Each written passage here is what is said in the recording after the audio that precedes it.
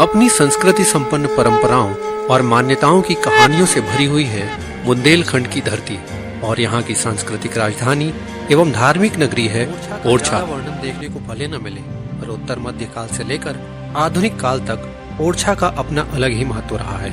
बुंदेला राजाओं के शासन का केंद्र रही ओरछा की यह धरती धर्म के क्षेत्र में भी हमेशा से ध्वजवाहक रही है।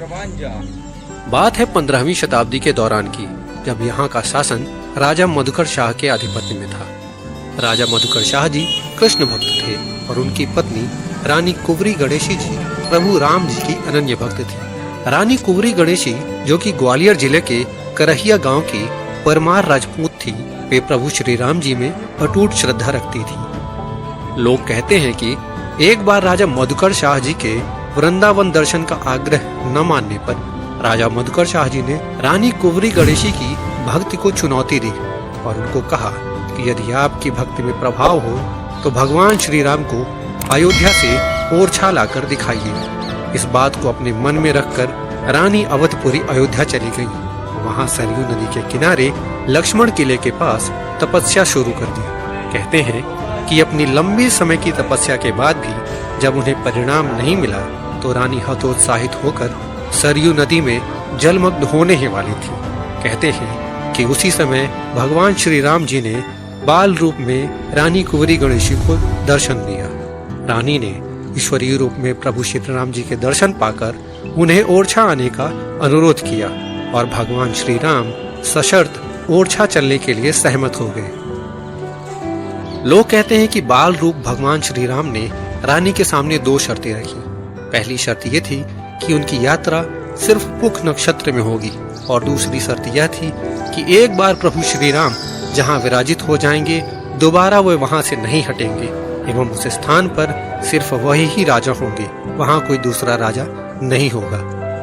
कहते हैं कि प्रभु की कही हुई बातों को मानकर रानी कुंवरी गणेशी प्रभु श्री राम जी को ओरछा ले आई और चतुर्भुज मंदिर का निर्माण पूरा न होने के कारण उन्होंने महल की रसोई में ही भगवान को रख दिया। सशर्तानुसार भगवान श्री राम वहीं मूर्ति रूप में विराजमान हो गए और तब से लेकर आज तक महल का यह हिस्सा राम राजा मंदिर के नाम से प्रसिद्ध है। आज भी ओरछा का शासन राम राजा सरकार के नाम से संचालित होता है।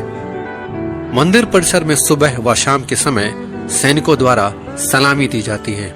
राम राजा सरकार के लिए बनाया गया चतुर्भुज मंदिर आज भी अपने पूर्ण अस्तित्व को प्राप्त नहीं कर पाया है। जटिल बहुमंजिला संरचना वाला यह मंदिर किसी दुर्ग, राजमहल और मंदिर की सारी विशेषताओं से मिलकर बनाया गया है। बुंदेलखंडी वास्तुकला में तात्कालिक कला संपन्नता से युक्त बनाया गया चतुर्भुज मंदिर आज भी ओरछा की पहली पहचान है, जहां के विशालकाय प्रवेश द्वार के साथ साथ हवादार झरोखों को मुख्य पूर्वी दीवार पर गढ़ा गया है। लगभग 300 फीट से ज्यादा ऊंचाई वाले इस मंदिर के शीर्ष पर मुख्य शिखर के साथ साथ 5 अन्य छोटे शिखरों को भी बनाया गया है।